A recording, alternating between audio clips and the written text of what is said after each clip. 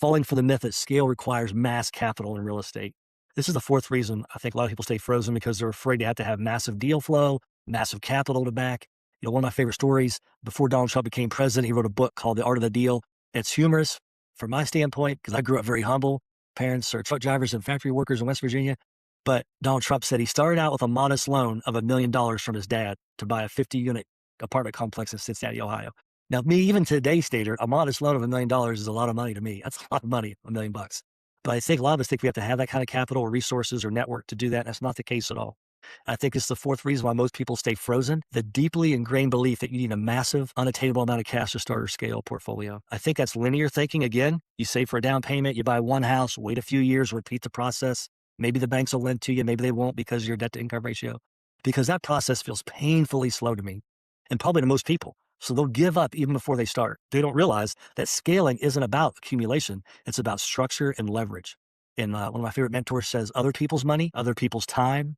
And then really what I found, it came down to infrastructure that runs entirely without you. So linear growth, I think in real estate, a lot of people see it as 1 + 1 = 2. And that's slow, capital dependent growth.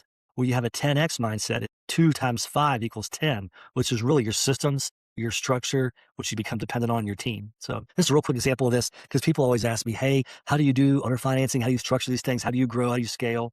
So I had a deal recently. I call it my 2-house and a duplex deal. So I got 4 total doors, 2 properties, or 3 properties, sorry.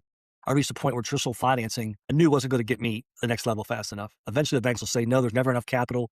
So for me, instead of waiting for capital to catch up, I used a creative acquisition strategy to control 4 doors simultaneously without bringing any new capital to the table. By stepping into the existing mortgage, one loan on the 2 single-family homes and the duplex was one loan for the seller. I structured a monthly payment directly to the seller. I replaced raw cash with a creative deal design. I had no money out of pocket in the deal. And actually, out of that, you can look and you'll actually get the deposits back when you sign the paperwork. So you're actually getting paid to take this deal on.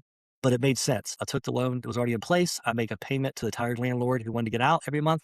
And so from those units that are rented, day one, I use that money, deposit it in my account, and then I make a payment to the seller, and then he's able to make the mortgage payment, and then he pays it off. After the rents are collected with the net return of that deal, I had zero money out of pocket, $452 a month is what our performance is going to be on that. I get the depreciation, which is 3% each one of those properties every year. The government makes you take that depreciation. I get the equity buildup. I get the appreciation, and I get to control some great real estate properties, which in turn I can sell.